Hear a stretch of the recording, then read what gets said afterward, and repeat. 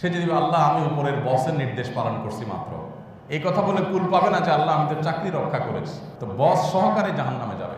গোটা পৃথিবীর সব মানুষের যদি জড়িত থাকে একজন মানুষের হত্যায়, নট অনলি বিচার করবেন, আল্লাহ তাআলা কিয়ামতের দিনে বিচার দিবসের কার্যক্রমে শুরুই করবেন মানুষ খুনের বিচার দিয়া, যে সে ব্যক্তি চিরকাল জাহান্নামে থাকবে যদি সে মনে করে এই খুন করার রাইট তার আছে, এই অধিকার মনে করে যদি সে হত্যা করে, এটাকে যদি বৈধ সে মনে করে, তাহলে সে বেঈমান, সাথে সাথে কাফের হয়ে যায়। সে নামাজ পড়তে পারে, দায়ী থাকতে পারে, হজ করতে পারে, ওমরা করতে পারে, সে আল্লাহর খাতে মুসলমান না যদি কোনো মানুষকে হত্যা করে। মানুষ সম্মানিত, এমনকি যদি মানুষ অমুসলিম হয়, কাফিরও হয়, আল্লাহর প্রতি অবিশ্বাসীও হয়, এজ এ মানুষ তিনি একটা রেসপেক্ট পাওয়ার হক রাখেন। আপনি চাইলেই একজন অন্য ধর্মাবলম্বী মানুষ হলে, আল্লাহর প্রতি বিদ্রোহী বা আল্লাহর প্রতি অবিশ্বাসী মানুষ হলেই আপনি তার জীবনের হানি, আপনি তার সম্পদের হানি করতে পারেন না। একটি প্রসিদ্ধ হাদিস আমরা অনেকে বারবার হয়তো শুনে থাকবো। প্রিয় নবী সাল্লাল্লাহু আলাইহি সাল্লামের সামনে দিয়ে একজন ইয়াহুদির লাশ নিয়ে যাওয়া হচ্ছিল। নবী করিম সাল্লাল্লাহু আলাইহি সাল্লাম সে লাশটির প্রতি সম্মান প্রদর্শন করলেন। তাকে বলা হলো, হে আল্লাহ রাসূল, এটা তো ইয়াহুদির লাশ, অমুসলিম, মুসলমানদের দুশমন, তার লাশ, আপনি লাশের প্রতি রেসপেক্ট প্রকাশ করলেন। তখন নবী করিম সাল্লাল্লাহু আলাইহি সাল্লাম বলেছেন, আলাইসাত নাফসা, এই লাশটি কোনো মানুষ নয় কি? এটা তো একটা মানুষ, অতএব এজ এ মানুষ সে একটা রেসপেক্ট, আমার মর্যাদা আমার পেতে পারে। নবী করিম সাল্লাল্লাহু আলাইহি সাল্লাম পৃথিবীতে রাষ্ট্র ক্ষমতা পাওয়ার পর বা মদিনাবাসীর দায়িত্ব পাওয়ার পর যতদিন তিনি বেঁচে ছিলেন, তারপরে তার 4 খলিফা মিলে যে 30 বছর শাসন করেছেন মুসলিম বিশ্বকে, এই পুরো সময়টার মধ্যে আপনি একটি বারও দেখতে পাবেন না যে মুসলিম তো বটেই, অন্য ধর্মাবলম্বী কোনো মানুষকে অসম্মান, অপমান, অপদস্থ হতে হয়েছে শুধু এই জন্য যে সে অন্য ধর্মাবলম্বী বা ভিন্ন মতের হলে তাকে নানা যুক্তি দিয়ে, নানা ট্যাগ দিয়ে তার রক্তকে হালাল করা, তার ইজ্জত নষ্ট করাকে হালাল করা, এরকম কোন দৃষ্টান্ত ইসলামের সোনালী যুগের স্বর্ণ মারকদের মধ্যে কেউ কল্পনাও করতো না। এতটা সম্মান আল্লাহ তাআলা মানুষকে দিয়েছেন, এতটা মর্যাদা আল্লাহ তাআলা মানুষকে দিয়েছে। নবী করিম সাল্লাল্লাহু আলাইহি সাল্লামের একটা ঐতিহাসিক হাদিস রয়েছে, আপনারা অনেকেই শুনে থাকবেন। তিনি বলেছেন, কাবাকে লক্ষ্য করে বলেছেন, ওয়াল্লাযী নাফসু মুহাম্মাদিন বিয়াদিহি, হে কাবা শুনে রাখো, মুহাম্মাদের প্রাণ যে মালিকের হাতে, তার শপথ করে বলছি, লা হুরমাতুল মুমিনি আযামু ইনদাল্লাহ হুরমাতাম মিনক, তুমি কাবার যে মর্যাদা আল্লাহর কাছে, একজন ঈমানদারের জীবন, তার সম্মান, তার মর্যাদা, তার সম্পদ, এই সব কিছুর মর্যাদা এবং সম্মান আল্লাহর কাছে হে কাবা তোমার চাইতেও বেশি। অবলীলায় আজ আমরা আমাদের সেই সহজাত, আমাদের সেই মুসলিম ভাইদেরকে বা মানুষ হিসেবে আমরা যারা পৃথিবীতে আছি, মানুষ ভাইদেরকে আমরা অসম্মান করি, অপদস্থ করি, মিথ্যাচার করি, মিথ্যা ব্লেম দেই, মিথ্যা ট্যাগ লাগাই, তাদেরকে খুন করি, তাদের রক্ত ঝরাই, তাদের সম্পদের হানি করি। আমাদের বিবেক বাঁধে না। কেন বিবেক বাঁধে না? কারণ আমরা মানুষ না। আমরা মানুষরূপী, কিন্তু আসলে আমরা মানুষ না। দ্বিতীয়ত আমরা নামধারী মুসলমান, আসলে আমরা মুসলমান। যদি কেউ নিজেকে মুসলমান দাবি করে এবং সত্যিই তিনি যদি ইসলাম ধারণ করেন, তার যদি বিশ্বাস থাকে যে আল্লাহর সামনে আমাকে দাঁড়াতে হবে, তাহলে কোনো মানুষের 1 ফোঁটা রক্ত তার দ্বারা অন্যায়ভাবে জড়তে পারে না। কারোর দ্বারা যদি এটা অবলীলায় হতে থাকে, এটা যদি তার কাছে কোনো ব্যাপার না হয়, তার বিত্ত বৈভব রক্ষা করবার জন্য, তার স্বার্থ হাসিল করবার জন্য, যেই কোনো উদ্দেশ্যে মানুষের রক্ত ঝরানোটা যদি কারোর কাছে ডাল ভাত হয়, এটা যদি তার কাছে কোনো দোষের বিষয় না হয়, সে মানুষ না, সে মুসলমান না। আজ আমাদের সমাজের চতুর্দিকে যদি তাকান, এই সমস্যাটা আপনি দেখবেন গোটা সমাজকে আজ গ্রাস করে ফেলেছে। গোটা সমাজে আজ এই সমস্যা ছেয়ে গেছে। প্রতিটা মানুষ স্বার্থের জন্য নিজের আপন ভাইকে পর্যন্ত মানুষ শত্রু হিসাবে ট্রিট করে তার জীবনহানি করতে মানুষের বিবেক বাঁধে না। এরকম পরিস্থিতি হয়েছে কি হয়নি? আমরা যারা নিজেদেরকে মুসলমান মনে করি, মসজিদে আসি, আমরা কি জানি কিয়ামতের ময়দানে আল্লাহ রাব্বুল আলামিনের কাছে সর্বপ্রথম কিসের জবাবদিহি করতে হবে? আমাদের জানা আছে। সবকিছুর আগে আল্লাহ তাআলা কোন বিষয়ে প্রশ্ন করবেন, কিসের বিচার করবেন? ইবাদতের মধ্যে নামাজ, আউয়ালু মা ইউহাসাবু বিহিল আবদু ইয়াউমাল কিয়ামাতি আস-সালাহ। কিয়ামতের দিন সর্বপ্রথম নামাজের হিসেব নেওয়া হবে, এটা হলো ইবাদতের মধ্যে। কিন্তু মানুষের অধিকার সংশ্লিষ্ট অন্য সব বিষয়, ইবাদতের বাইরের সব বিষয় আল্লাহ তাআলা যে বিচার করবেন, সেখানে সর্বপ্রথম শুরু হবে মানুষের খুনের বিচার দিয়ে, যে মানুষের খুন কে করেছে। আপনি নিজে খুন করেছেন অথবা খুনির সহায়তা করেছেন, সাহায্য করেছেন, সমর্থন করেছেন, সাপোর্ট করেছেন, ইনিয়ে বিনিয়ে সেটাকে বৈধ করার চেষ্টা করেছেন, সমান অপরাধী, দায় সমান। নবী করিম সাল্লাল্লাহু আলাইহি ওয়াসাল্লামের একটা হাদিস, গায়ের পশম দাঁড়িয়ে যাওয়ার মতো। আমরা অনেকে হয়তো আগে শুনে থাকবো, দুনিয়ার আদালতে, পৃথিবীর সব দেশের আদালতে একজন মানুষ খুন করতে যদি 10 জন 5 জন মানুষ জড়িত থাকে, সাধারণত সরাসরি যে খুন করে, সরাসরি যে গুলি করে, সরাসরি যে ছুরি মারে, এরকম যারা, তাদেরকে হয়তো সর্বোচ্চ শাস্তি দেওয়া হয়, চরম শাস্তি দেওয়া হয়, মৃত্যুদণ্ড যেখানে আছে সেখানে মৃত্যুদণ্ড দেওয়া হয়। আর যারা সহযোগী ভূমিকায় থেকেছে, সরাসরি প্রত্যক্ষভাবে সে এই খুনের সাথে জড়িত ছিল না, তাদেরকে সাধারণত বিভিন্ন মেয়াদে সাজা দেওয়া হয়, যাবজ্জীবন দেওয়া হয়, কারাদণ্ড দেওয়া হয়। আমরা কি জানি নবী করিম সাল্লাল্লাহু আলাইহি ওয়াসাল্লাম বলেছেন, একজন নিরপরাধ মানুষ হত্যা করার জন্য যদি গোটা পৃথিবীর সমস্ত মানুষ জড়িত হয়, এটা লিটারালি হয়তো সম্ভব না। সব মানুষ একজনকে কিভাবে খুন করবে?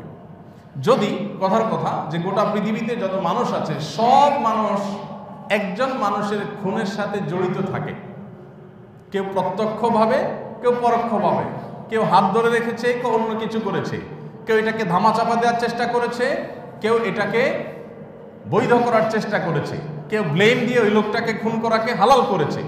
যে যেভাবে জড়িত হয়েছে, একটা মানুষের খুনের জন্য গোটা পৃথিবীর সব মানুষ যদি জড়িত হয়, নবী করিম সাল্লাল্লাহু আলাইহি ওয়াসাল্লাম বলেছেন যে লা আকুব্বাহুমুল্লাহু ফিন্নার, তাদের সবাইকে, গোটা বিশ্বের সব মানুষকে ওই একজন মানুষ হত্যার দায়ে আল্লাহ তাআলা জাহান্নামে দিবেন। লাউ আন্না আহলাস সামাই ওয়াল আরদ, শুধুমাত্র জমিনবাসী না, আসমানে যারা আছেন ফেরেশতাদের সংখ্যা অগণিত, এই অগণিত সংখ্যক তারাও যদি জড়িত হয়, তারা তো জড়িত হতে পারেন না।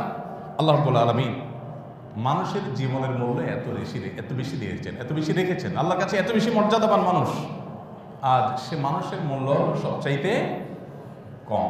মানুষের কোনো দাম নাই, সব কিছুরই দাম আছে, বাট মানুষের কোনো মূল্য নাই। আপনি বলবেন যে আমি তো খুন করি না, আপনি মানুষের সম্মান হানি করেন না? হয় না আমাদের দ্বারা? একজন রিক্সা চালক চুল থেকে নুন খসছে, আমি তাকে মানুষের সামনে অপমান করে দিলাম, আমার গায়ে জোর আছে, করি না আমরা? যার যেখানে পাওয়ার আছে সেখানে সে পাওয়ার খাটে। নবী করিম সাল্লাল্লাহু আলাইহি ওয়াসাল্লামের ঐতিহাসিক হাদিসটি আমাদের খুব বেশি মুখস্থ থাকা দরকার। তিনি বিদায় হজের ভাষণে বলেছেন যে, মনে রাখবে, তোমাদের সবার জীবন, তোমাদের সম্পদ এবং তোমাদের সম্মান, এই তিনটি জিনিস আল্লাহ রাব্বুল আলামিনের কাছে এত সম্মানিত, কাহুরমাতি ইয়াউমিকুম হাদা ফি বালাদিকুম হাদা ফি শাহরিকুম হাদা আও কামা ওয়ারাদা ফিল হাদিস। নবীজি বলেছেন, আরাফাতের ময়দানের দিনটি ছিল জুমার দিন, শুক্রবার। তিনি বলেছিলেন, আজকের দিনটি একে তো জুমাবার, আবার আরাফাতের দিন। আজকের জায়গাটি আরাফাতের ময়দান, আর এই মাসটি হলো জিলহজ মাস, সম্মানিত মাস, হজের মাস। তিনি বলেছেন, এই জায়গা যেরকম সম্মানিত, এই মাস যেরকম সম্মানিত, এই দিবসটি যেরকম সম্মানিত, মানুষের জীবন, তার সম্পদ এবং তার সম্মান, এই তিনটা জিনিস আল্লাহর কাছে সেরকম সম্মানিত। এই জন্য কেউ যদি কোনো মানুষকে অপমান করে, আমরা সাধারণত এটাকে অপরাধ মনে করি না। মানুষ কোন অপরাধ এটা আমরা জানি, কিন্তু মানুষকে বেইজ্জত করা, লাঞ্ছিত করা, অপমানিত করা, ছোট করা, মিথ্যা তার নামে অভিযোগ দেওয়া, তাকে সমাজের মানুষের কাছে হেয় করা, এগুলোকে আমরা তেমন কোনো দোষের বিষয় মনে করি না। এর প্রত্যেকটা বিষয় আল্লাহ তাআলার কাছে অনেক গুরুত্বপূর্ণ। কোনো মানুষের নামে আপনি একটা মিথ্যা কথা রটায় দিলেন, শুধুমাত্র গ্রুপিং আছে, মহল্লা ভিত্তিক গ্রুপিং আছে, মসজিদ ভিত্তিক গ্রুপিং আছে, মাদ্রাসা ভিত্তিক গ্রুপিং আছে, হ্যাঁ, স্কুল কলেজ ভিত্তিক গ্রুপিং আছে, রাজনৈতিক গ্রুপিং আছে, নানা গ্রুপিং আমাদের সমাজে। মানুষ হিসাবে মানুষ একসাথে থাকতে গেলে গ্রুপিং হতে পারে। দেখা যায় যে অন্যের ব্যাপারে একটা মিথ্যা অপবাদ তিনি বলেন নাই, তার নামে একটা মিথ্যা কথা রটাই দিলাম, এটা আমাদের কাছে কোনো ব্যাপার না। আল্লাহ সুবহানাহু ওয়া তাআলা বলেছেন, তাহসাবুনাহু হাইয়িনা, তোমরা আরেকজনের চরিত্রে কালিমা দেওয়াটাকে খুব সাধারণ বিষয় মনে করো, সচরাচর এরকম করো, নামাজি মানুষও করো, ওয়া হুয়া ইনদাল্লাহি আযীম। অথচ কারোর চরিত্রে কালিমা রেপন করার বিষয়টা আল্লাহ তাআলার কাছে অনেক বড় ব্যাপার, এটা কোনো ছোটখাটো বিষয় নয়। আল্লাহ রাব্বুল আলামিন গোটা কোরআন জুড়ে মানুষের মর্যাদা সম্পর্কে অনেক আলোচনা করেছে, অনেক জায়গায় আলোচিত হয়েছে। নবী করিম সাল্লাল্লাহু আলাইহি ওয়াসাল্লাম যে সমস্ত হাদিস রয়েছে সেগুলো আমাদের সামনে একেবারে দিনের আলোর মতো পরিষ্কার, যে একজন মানুষের জীবন, তার সম্পদ এবং তার মর্যাদা এগুলো আল্লাহর কাছে কত বেশি সম্মানিত। মানুষের হক যখন আমরা নষ্ট করি আমাদের বিবেক বাঁধে না। আমরা বেশিরভাগ মানুষই দেখবেন নিজেকে মুসলিম শুধু দাবি করেন তা না, মুসলিম হিসাবে প্র্যাকটিস ইসলামকে করার চেষ্টা করেন। দেখবেন যে নামাজ পড়ার চেষ্টা করেন, দাড়ি রাখার চেষ্টা করেন, আপনার জুব্বা পরার চেষ্টা করেন, কিন্তু তিনি মানুষের হক মারতেছেন, ঘুষ খাচ্ছেন, অন্যায়ভাবে মানুষের সম্পদ আত্মসাৎ করছেন, মানুষকে ঠেকিয়ে নিজের স্বার্থ হাসিল করছেন। এগুলো দেখবেন আজকাল ডাল ভাত হয়ে গেছে। এবং বিশেষ করে আমাদের সমাজে এই মিশ্র প্রকৃতির মুসলমান, যারা নিজেকে মুসলমান দাবি করছে, আবার আচার আচরণ মুসলমান তো দূরের কথা, মানুষ তো দূরের কথা, প্রাণীকে হারানোর মতো, পশু পাখিকে হারানোর মতো আচরণটা, সেটা অন্যের সম্পদ আত্মসাৎ করে হোক, আরেকজনের সম্মানহানি করে হোক, এটা আমরা অহরহ করছি। কারণ আমরা এটার গুরুত্ব বুঝি না। আমরা দায়ের মূল্য বুঝি, আমরা টুপির মূল্য বুঝি, আমরা জুব্বার মূল্য বুঝি, আমরা নামাজের মূল্য বুঝি, কিন্তু আমরা মানুষের মূল্য বুঝি না। আমরা এর আগে বারবার আপনাদেরকে বলেছিলাম, ইসলাম বিশ্ববিদ্যালয় কুষ্টিয়ার হাদিস ডিপার্টমেন্টের প্রফেসর ছিলেন ডক্টর খন্দকার আব্দুল্লাহ জাহাঙ্গীর রহমতুল্লাহ আলাইহি, অনেক আগের রোড অ্যাক্সিডেন্টে মারা গেছেন। এদেশের প্রতিনিধিশা আলেম দ্বীনদের মধ্যে থেকে অন্যতম সর্বজন শ্রদ্ধেয় মানুষ ছিলেন।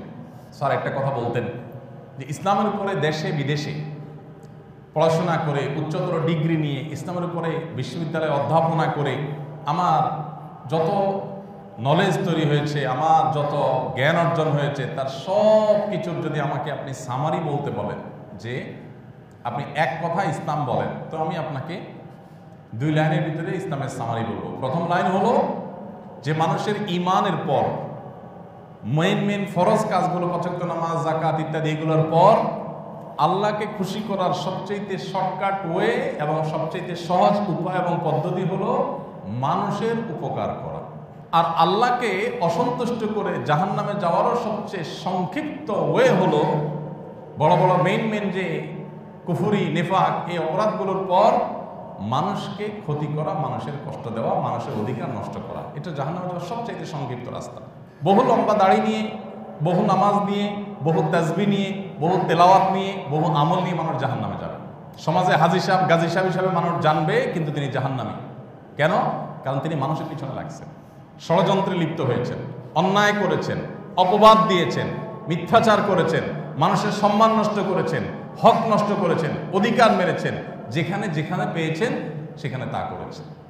ভাইরা আমার, আজ চতুর্দিকে মানুষের জীবনের কোনো মূল্য আমরা দেখতে পাচ্ছি না। আমাদের প্রিয় জনপদে আমরা দেখছি যে আজকে নতুন নয়, বহুদিন থেকে কালচার আমাদের সমাজে বেড়ে উঠেছে যে মানুষের কোনো মূল্য নাই। এখন আর 1-2 মারা গেলে সাধারণত আমাদের পত্রপত্রিকা বা আমাদের মিডিয়াগুলো সেটাকে ভালো করে নিউজ করতেও দেখা যায় না। দেখা যায় ছোট্ট করে সাইড দিয়ে আপনার ছোট কলামে নিউজ আসে। আর যদি 10 জন, 20 জন, 30 জন, 50 জন মারা যায়, তাহলে সেক্ষেত্রে সেটা লিড শিরোনামে আসে। কারণ ওই যে বাংলা একটা কথা আছে, মাছের মায়ের পুত্র শোক নাই। কারণ মাছের এত ডিম হয়, এত বাচ্চা হয়, কোথায় কোনটা মরলো, কোথায় কোনটা শেষ হলো, এগুলো দেখার টাইম মাছের নাই। এখন বাঙালি মায়েরও এত সন্তান, এত মানুষ দেশে, কোথায় কতগুলো মরে থাকলো, এগুলো দেখার মতো ফুরসত আমাদের দায়িত্বশীলদের। নবী করিম সাল্লাল্লাহু আলাইহি সাল্লাম বলেছেন, লাকাতুল মুমিনিন আযম ইনদাল্লাহি মিন যাওয়ালিদ দুনিয়া। একজন ইমানদার, একজন মুসলিম, তাকে হত্যা করা, তাকে খুন করা, এটা গোটা পৃথিবী শেষ হয়ে যাওয়া, গোটা পৃথিবীর পতন হয়ে যাওয়ার চাইতে আল্লাহর কাছে ভয়াবহ ব্যাপার। গোটা পৃথিবী যদি পতন হয়ে যায়, যাক, তবু যেন একজন মানুষের জীবনহানি না হয়, একজন মানুষের জীবন মূল্য এত। কিন্তু আজকাল আমাদের সমাজে আপনি দেখবেন যে খুন নুনের চাইতে সস্তা হয়ে গেছে, খুন নুনের চাইতেও সস্তা হয়ে গেছে। সর্বত্র সামান্য একটু মনোমালিন্য, রেশারেশি আছে, ভাঁটে খুনে দিয়ে খুন করে ফেলা হচ্ছে কি হচ্ছে না? সামান্য একটু রাজনৈতিক দ্বন্দ্ব আছে, বাস ফেলে দিচ্ছে, তাকে খুন করে ফেলছে। হয়তো ধর্মীয় কোনো দ্বন্দ্ব আছে, ভিন্ন মত আছে, সুযোগ পেলে প্রতিপক্ষকে শেষ করে দিচ্ছে। পাকিস্তানে আপনি দেখবেন মসজিদে মসজিদে বোমা হামলা হয়, জানাজার নামাজে বোমা হামলা হয়। কেন? শিয়া সুন্নি ভিন্ন মত আছে, এই ভিন্ন মতকে কেন্দ্র করে আপনার মানুষ খুন করে ফেলছে।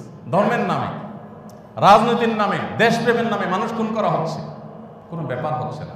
অথচ নবী সাল্লাল্লাহু আলাইহি ওয়াসাল্লাম বলেছেন, লাকাতুল মুমিনিন আযম ইনদাল্লাহি মিন যাওয়ালিদ দুনিয়া।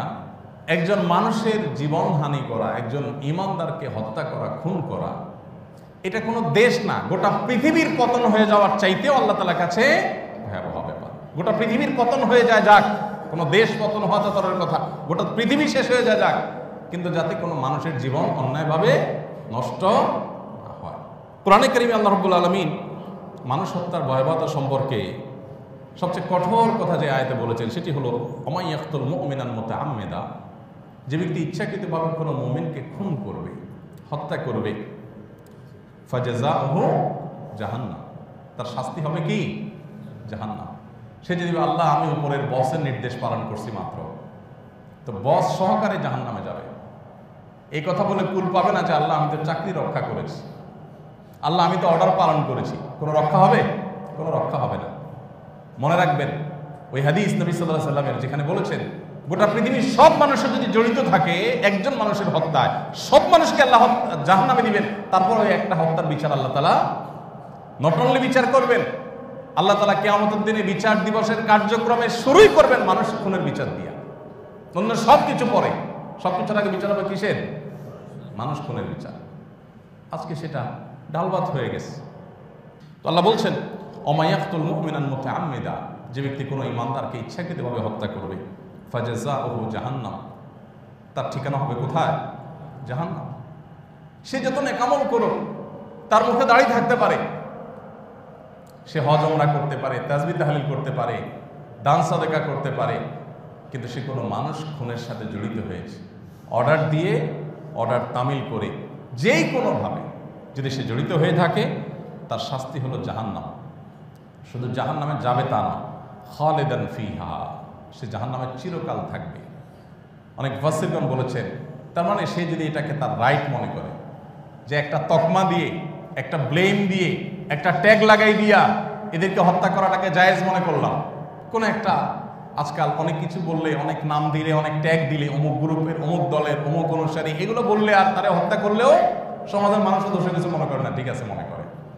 আল্লাহ বলছেন যে সে ব্যক্তি চিরকাল জাহান্নামে থাকবে যদি সে মনে করে এই খুন করার রাইট তার আছে, এই অধিকার মনে করে যদি সে হত্যা করে, এটাকে যদি বৈধ সে মনে করে, তাহলে সে বেঈমান, সাথে সাথে কাফের হয়ে যায়। সে নামাজ পড়তে পারে, দায়ী থাকতে পারে, হজ করতে পারে, ওমরা করতে পারে, সে আল্লাহর খাতে মুসলমান না যদি কোনো মানুষকে হত্যা করে, এবং সে চিরকাল জাহান্নামে থাকবে। এক। দ্বিতীয়ত, ওয়াগাদিবাল্লাহু আলাইহি, আল্লাহ রাব্বুল আলামিন তার উপরে ক্রোধান্বিত হন, রাগান্বিত হন। আল্লাহর রাগ, এটাকে নিয়ন্ত্রণ করবা কোনো ক্ষমতা, কোনো ওয়ে তার কাছে আর থাকবে না। ওয়ালা আনাহ, এবং আল্লাহ তাআলা তার রহমত থেকে দূরে সরাই দিবেন। আল্লাহর রহমতের ধারে কাছে সে থাকতে পারবে না। কিয়ামতের দিন বহু মানুষকে কিন্তু আল্লাহ অনুগ্রহ করবেন, অনেক মানুষকে আল্লাহ অনুগ্রহ করবেন। একজন মানুষ অপরাধ করেছে, আল্লাহ তাআলা তাকে তার কুদরতি চাদরে জড়িয়ে বলবেন, আতাজকুরু যামবা কাযা ওয়া কাযা, তুমি দুনিয়াতে অমুক চিপায় অমুক পাপ করেছিলে, অমুক কক্ষ দরজা বন্ধ করে গুনাহ করেছিলে, অমুক জায়গায় অন্যায় করেছিলে, মনে পড়ে? বলবে আল্লাহ হ্যাঁ। তখন বান্দা যদি আল্লাহর কাছে ক্ষমা চায়, কোনো কোনো ক্ষেত্রে এমন হবে, সবার জন্য না, যে আল্লাহ তাআলা বলবেন যাও, সেদিন তোমার এই পাপ আমি গোপন রেখেছিলাম, মানুষের সামনে তোমাকে অপদস্থ করি নাই, মানুষ তোমাকে জানতো ভালো ছেলে, ভালো মানুষ, তুমি তলে তলে পাপিষ্ঠ ছিলে, মানুষ জানতো না। আমি সেদিন যেহেতু গোপন রেখেছি এবং তুমি তোমার অপরাধের দায়ে দুঃখবোধ তোমার মধ্যে আছে, তোমাকে আজ আমি মাফ করে দিলাম, এবং কিয়ামতের ময়দানে সবার সামনে তোমাকে বেইজ্জত করলাম না। এইভাবে বহু মানুষের প্রতি আল্লাহ তাআলা কিয়ামতের ময়দানে অনুগ্রহ করবেন। কিন্তু যারা মানুষ খুন করবে, মানুষের রক্ত নিয়ে হোলি খেলা মেতে উঠবে, নিজের স্বার্থ হাসিল করবার জন্য, নিজের স্বার্থে, নিজের প্রয়োজনে মানুষ হত্যা করা যাদের কাছে কোনো দোষণীয় মনে হবে না, এই মানুষগুলো সম্পর্কে আল্লাহ বলেছেন ওয়ালা আনা, তারা আল্লাহর রহমত থেকে দূরে থাকবে, আল্লাহ তাদের প্রতি করুণা করবেন। নাম্বার 3, ওয়া আ'আদ্দা লাহু আযাবান আযীমা, আল্লাহ রাব্বুল আলামিন তাদের জন্য মহা শাস্তি, কঠোর শাস্তি, জাহান্নামের সাধারণ শাস্তি না, সবচেয়ে কঠোর শাস্তি আল্লাহ রাব্বুল আলামিন এই মানুষ হত্যার সাথে যারা জড়িত তাদের জন্য রাখবেন। ভাইরা আমার, আমরা কি আমাদের খুব কাছাকাছি অবস্থান করছি, খুব কাছাকাছি অবস্থান করছি। মহাপ্রলয়, পৃথিবীর এই সংসার শেষ হয়ে মহাপ্রলয় হবে, সেটা ঠিক কখন হবে একমাত্র আল্লাহ ভালো জানেন। কিন্তু এটা ঠিক যে মহাপ্রলয়ের নিকটবর্তীতার কথা খুব কোরআনেই বলা হয়েছে, ইকতারাবাতিস সাআহ, কিয়ামত মহাপ্রলয় নিকটবর্তী হয়েছে। মহাপ্রলয় বা কিয়ামত নিকটবর্তী হওয়ার যে আলামত আছে 131টা বড় ছোট মিলিয়ে আলামত আছে কিয়ামতের। এই আলামতগুলোর মধ্যে থেকে একটি আলামত হলো, নবী সাল্লাল্লাহু আলাইহি ওয়াসাল্লাম বলেছেন, কিয়ামত যখন কাছাবর্তী নিকটবর্তী হবে তখন ইয়াকসুরুল হারজু ওয়াল মারজ আল কতল, পৃথিবীতে মানুষ হত্যা, খুন এটা বেড়ে যাবে, এটা ডালভাত হয়ে যাবে। মানুষকে হত্যা করতো যে সমস্ত অস্ত্র দিয়ে, সে অস্ত্র দিয়ে একজন মানুষকে হত্যা করা যেত, একটা অস্ত্র দিয়ে একসাথে একজন মানুষকে হত্যা করা যেত। এখন পৃথিবী আধুনিক হয়েছে, পৃথিবী উন্নত হয়েছে, মানুষ এমন সব অস্ত্র আবিষ্কার করেছে, একটি অস্ত্র একটি দেশ একটি অঞ্চলকে ভ্যানিশ করে দেওয়ার জন্য যথেষ্ট। আগে মানুষ যেই রেশিওতে মারা যেত, এখন যুদ্ধ বিগ্রহেতে তার চাইতে বহুগুণ বেশি মানুষ মারা যায়। আগে মানুষ ক্ষমতা রক্ষার জন্য, স্বার্থ হাসিল করার জন্য, শত্রুতা উদ্ধার করার জন্য মানুষ খুন করত। ফেরাউন খুন করেছিল, করছে না করে নেই? কেন খুন করেছিল? তার ক্ষমতাকে ধরে রাখার জন্য সে খুনের নির্দেশ করেছে, যত শিশু আসবে শিশু হত্যা করে ফেলো। কারণ তাকে গণকরা জানিয়েছে যে একটা শিশুর জন্ম হবে যে আপনার ক্ষমতা থেকে আপনাকে নামিয়ে ছাড়বে। তখন সে আতঙ্কিত হয়ে, গণকদের কথা বিশ্বাসী হয়ে যত শিশু তার রাজ্যে জন্মগ্রহণ করেছে, ছেলে শিশু সবার জন্য হত্যার নির্দেশ দিয়েছে। কোরআনে আল্লাহ বিস্তারিত ঘটনা উল্লেখ করেছেন। মূসা আলাইহিস সালাম ঠিক ওই সময় জন্মগ্রহণ করেছেন, যেখানে ফেরাউন সেখানেই মূসা আলাইহিস সালাম। আল্লাহ তাআলার কুদরত দেখেন। মানুষ আসলে চাইলেই যে সব কিছু করতে পারে তা না। মানুষ অনেক কিছুই চায়, নিজেকে অনেক ক্ষমতাবান মনে করে, কিন্তু আল্লাহ তাআলা কিভাবে কখন তাকে বেইজ্জত করে শেষ করেন সেটা একমাত্র আল্লাহ তাআলাই জানেন। ফেরাউন যেখানে তার প্রতিপক্ষ দুনিয়াতে আসতেই যেন না পারে, তার ক্ষমতা যেন না নামতে হয়, তাকে হত্যার জন্য শিশু হত্যার গণহত্যার অর্ডার দিয়ে দিল। গণহত্যা হলো, গণহত্যা শুরু হলো। আল্লাহ তাআলার ফয়সালা দেখেন। মূসা আলাইহিস সালামের মা যখন দেখলেন যে শিশু হত্যা করা হচ্ছে মা বাবার সামনে, রাষ্ট্রের সামনে কিচ্ছু করার ক্ষমতা নাই, ভীত সন্ত্রস্ত, দেখলেন যে ছেলেটার চোখের সামনে খুন হবে, এই দৃশ্য দেখে সহ্য করতে পারবো না।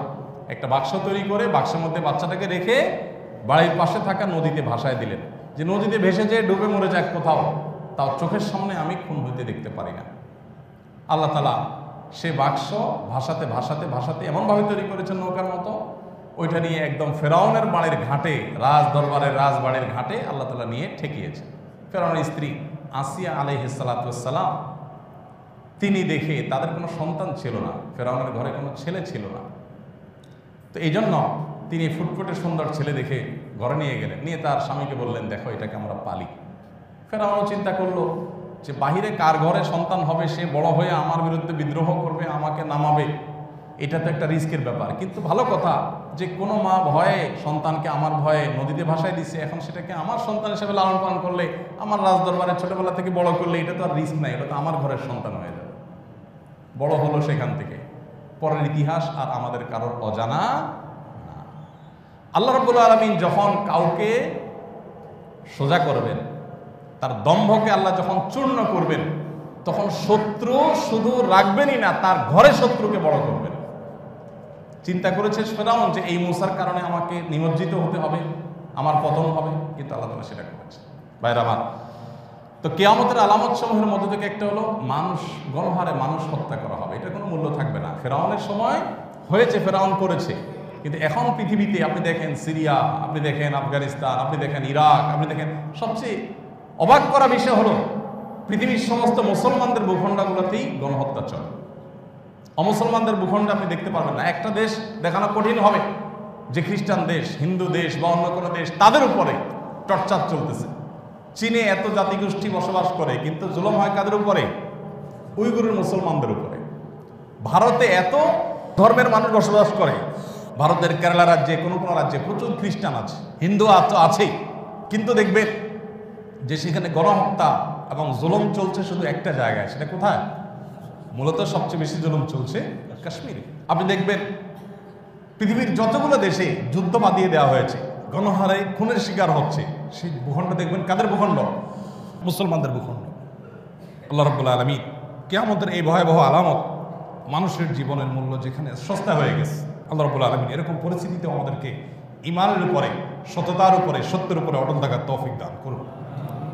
কিয়ামত যখন কাছাকাছি আসবে, নিহত মানুষ যাকে খুন করা হয়েছে সেও জানবে না আমাকে কেন খুন করা, আমার অপরাধটা কি। এখন সে পরিস্থিতি আসে না নাই? যে খুন করবে সেও জানবে না কেন খুন করেছে, কোনো অর্ডার তামিল করেছে, টাকা পাইছে, ভাড়াটে খুনি খুন করে দিয়েছে, সামান্য একটু বেতন পাইছে, ভাতা পাইছে, খুনের জন্য চুক্তি করছে, টাকার বিনিময়ে সে মানুষ খুন করছে। যাকে খুন করেছে সে নিজেও জানে না কেন খুন করেছে, আর যে খুন হয়েছে সেই বেচারাও জানে না আমার অপরাধটা কি আসে। দেখেন, ঘটনাগুলো ঘটছে এখন পৃথিবীতে, আর এগুলোর ভবিষ্যৎবাণী করেছেন নবী সাল্লাল্লাহু আলাইহি ওয়াসাল্লাম 1450 বছর আগে। এগুলো আমাদের ঈমান বৃদ্ধিতে সহায়তা করে কি করে না? যে নবী সাল্লাল্লাহু আলাইহি ওয়াসাল্লাম আল্লাহর পক্ষ থেকে ওহী প্রাপ্ত, তিনি মন থেকে কিছু বলেন নাই, তার সবগুলো পৃথিবীতে আমরা আজ দেখতে পাচ্ছি। আল্লাহ রাব্বুল আলামিন এই ধরনের পরিস্থিতিতে আমাদেরকে সবসময় অন্যায়কে অন্যায় বলার মতো মানসিকতা আল্লাহ তাআলা দান করুন। আমি বলছিলাম যে আমাদের সমাজে, আমাদের মাঝে মানুষ হিসেবে রাজনৈতিক মতপার্থক্য, ধর্মীয় মতপার্থক্য, গোষ্ঠীগত, অঞ্চলগত, ভাষাগত নানা রকম মতপার্থক্য আমাদের মধ্যে আছে। এগুলোর কারণে আমরা যেন অন্ধ হয়ে না যাই, ধর্মের নামে আমি একটা থট, আমি একটা পদ্ধতি, আমি একটা মেথড অনুসরণ করি। এর মানে এই না যে আমার মেথডের কেউ অন্যায় করলে আমি সেটাকে ন্যায় বলবো, অথবা আমার বিরোধী মেথডের কেউ কোনো ন্যায় করলে সেটাকে আমি অন্যায় বলবো, আর অন্যায় না বললেও আমি সেটাকে অন্যায় বলবো। এটা কোনো মুসলমান চরিত্র হতে পারে না। ওয়ালা ইয়াজরিমান্নাকুম শানাআনু কওমিন আল্লা তা'দিলু ই'দিলু হুয়া আকরাবু লিত-তাকওয়া। আল্লাহ বলেছেন, তোমার সাথে কারো শত্রুতা আছে, থাকতে পারে, মানুষ চলতে গেলে শত্রুতাই হয়। ভিন্ন মতের বা শত্রু হলে তার প্রতি অবিচার করা, তার প্রতি জুলুম করা, অথবা তার প্রতি মিথ্যা ব্লেম করা, এরকম কোনো কিছু তোমার করার কোনো রাইট নাই। অ্যাজ এ মুসলিম, ই'দিলু হুয়া আকরাবু লিত-তাকওয়া, তুমি সব সময় ইনসাফ করে চলবে, এটাই তাকওয়ার কাছাকাছি। অতএব অন্যায়কে অন্যায় বলতে হবে, অন্যায়ের সঙ্গ দেওয়া যাবে না কোনো অবস্থাতে। আল্লাহ তাআলা কোরআনে বলেছেন, ইয়া আইয়ুহাল্লাযীনা আমানুত্তাকুল্লাহ ওয়া কুনু মা'আস সাদিকিন, হে ঈমানদারগণ তোমরা তাকওয়া অবলম্বন করো আর সত্যবাদীদের কাছে থাকো, সাথে থাকো। যারা সত্য কথা বলে তাদের সঙ্গে থাকো, মিথ্যুকের সঙ্গে থাকিও না, মিথ্যাবাদীর সঙ্গ অবলম্বন করা যাবে না। নবী সাল্লাল্লাহু আলাইহি ওয়াসাল্লাম বলেছেন, আয়াতুল মুনাফিকি সালাত, মুনাফিকের তিনটা মার্কা আছে। কয়টা মার্কা? ইযা হাদ্দাসা কাযাব, যখন সে কথা বলবে মিথ্যা বলবে, মিথ্যা ছাড়া সে কথা বলতে পারে না, সব কথা দিয়ে তার কি থাকবে? মিথ্যা থাকবে। ওয়া ইযা ওয়া'আদা আখলাফ, যখন সে ওয়াদা করবে ওয়াদার উল্টা করবে, কথা যা বলবে করবে তার উল্টাটা। ওয়া ইযা আতুমিনা খান, আমানত তার কাছে রাখা হলো সে আমানতের খেয়ানত করবে। তো এইরকম পরিস্থিতি থেকে আমাদেরকে মুক্তি পাওয়ার চেষ্টা করতে হবে। মনে রাখবেন, দিন শেষে আমাকে, আপনাকে, সবাইকে আল্লাহর সামনে দাঁড়াতে হবে। আমি অত্যাচার করলে আমাকেও দাঁড়াতে হবে, আর অত্যাচারিত যে তারও আল্লাহ তাআলার সামনে দাঁড়াতে হবে। উভয়ের প্রাপ্য আল্লাহ তাআলা যথাযথভাবে বুঝিয়ে দিবেন। আমি ওয়াজ ও নসিহত করলে আমাকেও আল্লাহর সামনে দাঁড়াতে হবে, যিনি ওয়াজ নসিহত শুনেছেন তাকেও। আমি ওয়াজ নসিহত করে নিজে কতটা আমল করলাম এটার জন্য যেরকম জবাবদিহিতা হবে, আমি কোন উদ্দেশ্যে করলাম সেটার জন্য যেরকম জবাবদিহিতা আছে, আপনি শুনে কি আমল করলেন, কি সেখান থেকে গ্রহণ করলেন, কি করলেন না, সেটারও জবাবদিহিতা আল্লাহর সামনে দাঁড়াতে হবে। এই জবাবদিহিতার বোধ আমাদেরকে একমাত্র সঠিক পথে পরিচালিত করতে পারে। আল্লাহ তাআলা আমাদের সবাইকে সবসময় ন্যায়ের সঙ্গ অবলম্বন করার তৌফিক দান করুন। সকল প্রকার অন্যায়, সকল প্রকার অবিচার, সকল প্রকার মিথ্যা, এগুলোর ব্যাপারে আল্লাহ তাআলা আমাদেরকে সর্বোচ্চ সতর্ক থাকার তৌফিক দান করুন। মনে রাখবেন, আল মারউ মা'a মান আহাব, মানুষ যাকে ভালোবাসবে কিয়ামতের ময়দানে তার সাথে তার হাসর হবে, তার সাথে তাকে আল্লাহ তাআলা উঠাবেন। অতএব আমি সত্যের পথে আছি না মিথ্যার পথে আছি, আমি কি জুলুমের পথে আছি না মাজলুমের সাথে আছি, এটা আমার বিবেককে জিজ্ঞাসা করতে হবে। আমি যদি মাজলুমের সাথে থাকি তাহলে এটা আমার জন্য শুভ সংবাদ, ভালো জিনিস। আর যদি জালেমের সাথে থাকি, মনে রাখবেন জালিমের জুলুমের দায়ও আমাকে বহন করতে হবে। আল্লাহ রাব্বুল আলামিন আমাদের সবাইকে এই ফিতনা সংকুল এই সময়ে আমাদের পাকে, আমাদের অবস্থানকে সত্য এবং ন্যায়ের সাথে আল্লাহ তাআলা যেন ভালোর পথে সর্বাবস্থা রাখেন। সত্য এবং ন্যায়ের কোনো নির্দিষ্ট ঠিকানা নাই যে অমুক জায়গায় শুধু সত্য আর ন্যায় আছে, অমুক ব্যক্তি এককভাবে সত্য আর ন্যায়ের উপর আছে। সত্য এবং ন্যায়ের একমাত্র রোল মডেল হলেন নবী সাল্লাল্লাহু আলাইহি ওয়াসাল্লাম। এছাড়া কোনো দল, কোনো গোষ্ঠী একেবারে সার্বিকভাবে সত্যের উপরে প্রতিষ্ঠিত, তাদের কোনো ভুল নাই, এটা হতে কোনোদিনই পারে না। এই জন্য খুজমা সাফাদা আমাকাদার আরবিতে একটা প্রবাদ আছে, ভালোটা গ্রহণ, মন্দটা বর্জন। এই মানসিকতা আমাদের মধ্যে থাকতে হবে। কোনো ক্ষেত্রে আমরা অন্ধ হয়ে যাব না, নিজের বিবেককে খরচ করব, আমরা সবসময় সত্যের সাথে অবস্থান করব। আল্লাহ তাআলা আমাদের সবাইকে সে তৌফিক দান করুন। আর মানুষের জীবন, মানুষের সম্পদ, মানুষের সম্মান, এই তিনটা বিষয় আমাদের জীবনের অন্যতম বড় একটা গুরুত্বপূর্ণ বিষয় থাকবে, যে এগুলোর কোনোটা যেন আমার দ্বারা হানি না হয়, নষ্ট না হয়, আমি কারোর যেন অপমানের কারণ না হই, আমি যেন কারোর সম্পদ কোনোভাবে আমি হরণ না করি অন্যায়ভাবে, সেটা হোক 10 টাকা, হোক 1 পয়সা। আমি কারোর সম্পদ আত্মসাৎ করব না, কারোর সম্মান নষ্ট করব না, আর কারোর জীবনহানি করার তো প্রশ্নই ওঠে না। এবং এই অন্যায়কারী যারা আছে তাদের অন্যায়কে অন্যায় বলতে হবে, অন্যায়কে কখনো ন্যায় বলে ধামাচাপা দিতে আমি পারি না। এর জন্য আল্লাহর কাছে আমাকে জবাবদিহি করতে হবে। আল্লাহ তাআলা আমাদের সবাইকে সত্যতা এবং সত্যতার পথে চলার তৌফিক দান করুন, এবং সকল প্রকার অনাচার, সকল প্রকার অন্যায় থেকে আল্লাহ তাআলা আমাদের সবাইকে মুক্তি দান করুন। জাযাকুমুল্লাহ খাইর। আস-সুন্নাহ ফাউন্ডেশন, উম্মার স্বার্থে সুন্নাহর সাথে।